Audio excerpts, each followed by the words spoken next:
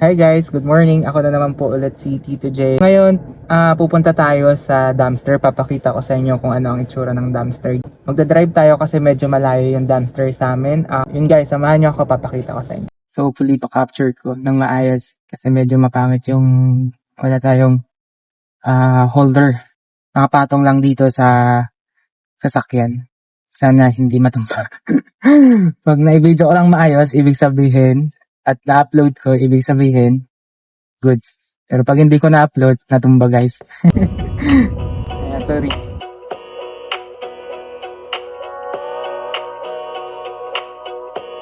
Wanna clear a bottle of Cabernet. Wanna stay home, not even drink. Wanna get out of my own head. Wanna lay down, overthink. I wanna cry every tear I got. Put on a dress, be a stranger's dream. Lock up this heart of mine, wanna wear it on my sleeve. I kinda wanna hate you, but I wanna Dito na yan sa, tama ba dito? Ayan, medyo pasukan siya. Yung diretso doon. Ay, sarado. Sarado guys. Diretso na lang tayo sa main. Dito na lang tayo sa lake. Kasi hindi naman natin na puntahan yung dumpster. Sarado.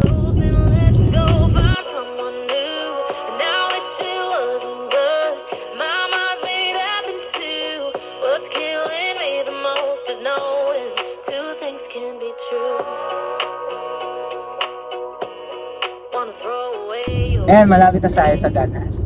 Ito na. Ayan, pag yung may green, nakikita ko na yung green. Tama ba? Ayun, doon pa pala. Buti wala rin kasi.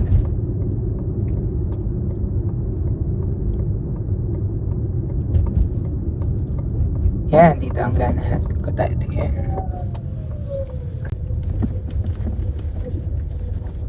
Next time na lang pupunta ulit tayo sa dumpster, pangako sa inyo. Kwentuhan na lang tayo dito.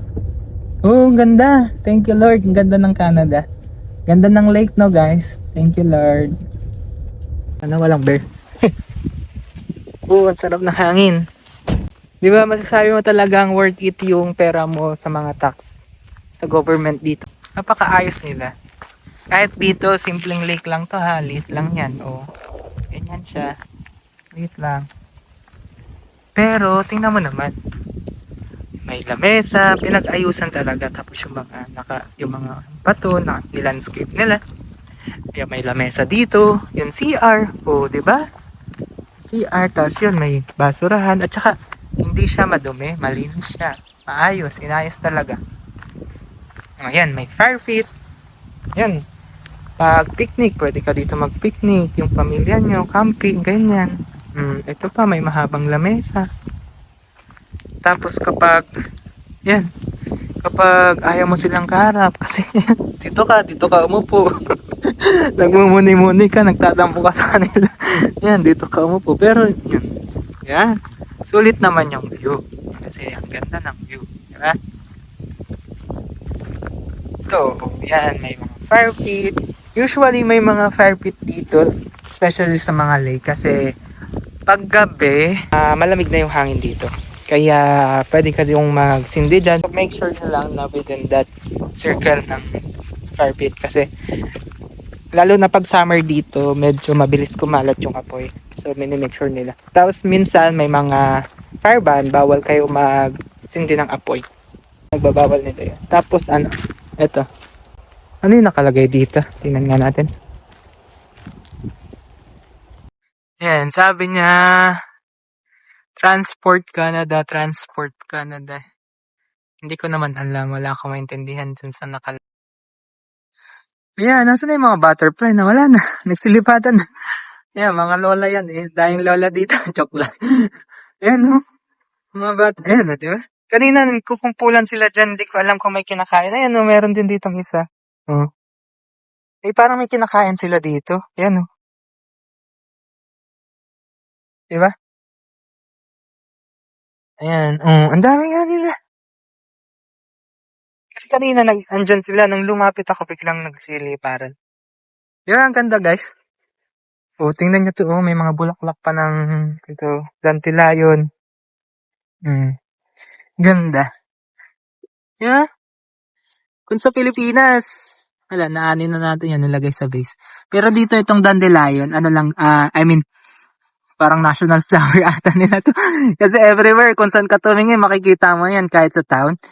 Lalo na yung mga bahay na hindi nagmumong ng front yard nila or backyard nila, makikita mo, napakaraming dandelion. Tagsibol ang dandelion ngayon dito to po. Nagtutubo. Punta naman tayo dito sa kabilang side na to. Yan, sa kabilang side. Yan natin. O ayan, meron na naman upuan, lames. Kaso nakakatakot kasi, di ano na bangin. Pagka umupo ka tapos nahulog ka sa upuan, bangin na. Dati na bad nila, hindi. Nag-effort na nga po sila. Thank you na lang din. Nag-effort sila. Yan, dahil lamesa pa dito. So, yan. Ganda na. Tapos may mga katabi talaga silang fire pit bawat lamesa. Kasi pwede ka mag-sinde, magsiga, barbecue, gano'n. Yan, liit lang niya. Napakasimple ng lake dito. Ito, yung Ganas Lake. Ito, meron pang mas malapit na lake sa amin. Dadaling ko kayo doon sa susunod. Kasi, dapat to pang third vlog ko to nagpunta sa pang susunod na vlog ko dapat to. Kaso, napurnada yung dumpster natin kasi sarado. Sana next week para pakita ko sa inyo kung ano yung mga makukuha natin doon. Yung makikita natin sa dumpster. Tapos nakakatuwa lang talaga ang government dito. Kasi tingnan nyo guys, Kasi, ayan, tingnan nyo. Napakaayos ng upuan. Napaka-sturdy ng upuan, Diba, ayos niya. Ayos na ayos talaga siya. Saan ba nakalagay dito? Always love and remember. Ay, joke lang. Yung parang donation nila. Diba, nakaayos. Kasi may mga bulaklak na naman. Tuwing summer talaga, nagbo-bloom yung mga bulaklak dito. Ganda ng bulaklak. Pag mga tito ka na talaga, pag tito-tita na, parang gusto mo na lang yung mga ganyan. Hindi mo na yung mga extreme activity. Ganito lang, lakad lang, upo, ganun. Meron nga rin pala dito, tingnan nyo guys. May nakita ako parang walking trail. Ayan. Yan, makikita nyo, parang may mga walking trail dito. Yan. Kasi dito sa town namin, alam ko yung mga behind the woods, behind na yung mga gilid-gilid, pwede kayo may mga trail doon. May papuntang Murphy Mountain, may mga lusutan pa Murphy Lake, tapos yung mga behind sa gilid-gilid ng mga village, yung mga gilid ng mga bahay, alam ko may mga trail doon. Kaso, yun, nakakatakot nga lang kasi baka may bear. Hindi ko pa natatry yun, yung mga ganun. Pero one time, sa susunod, kapag may mga kasama ako. In case may dumating, nakaano sila. Ang tawag dyan? RV parang Yan. Katulad niyan, 'di ba? Pupunta sila doon sa bundok. May trail din doon para diyan. Ganyan lang 'yon. Ito na 'yan. So ano ba bang gusto niyo makita, guys? Sige, uwi na tayo, guys. Kasi tumawag na yung kasama ko sa bahay. Nagluto kasi yung isa kong kasamaan sa trabaho doon sa bahay nila na may pahanda sa anak niya sa Pilipinas. So sabi niya, hinahanap ako, saan daw ako, kakainan na daw sila. So, nagugutom na rin ako sakto. Yan, tara guys, papakita ko lang sa inyo kung ano yung mga holder ko dito sa sasakyan para maging stable yung cellphone ko. Kasi since first time nga na nagsisimula pa lang tayong vlogger ko na hindi ko alam kung saan pupunta to. Pero tingnan niyo yung holder ko. Ayan, tinitape ko lang dito yung cellphone ko para kumapit siya, hindi siya malaglag. Tapos meron din akong isang cellphone dito. Yan, nakatape lang din siya para makapture yung harapan. Yan. Tsaka ko na lang pinagsasama yung video. Yan. Yan, ganyan siya. So, kung nag-i-enjoy kayo sa vlog ko, kung nag-i-enjoy kayong kasama ako sa pakikipagkwentuhan sa inyo, follow nyo ako. Kung hindi naman, okay lang.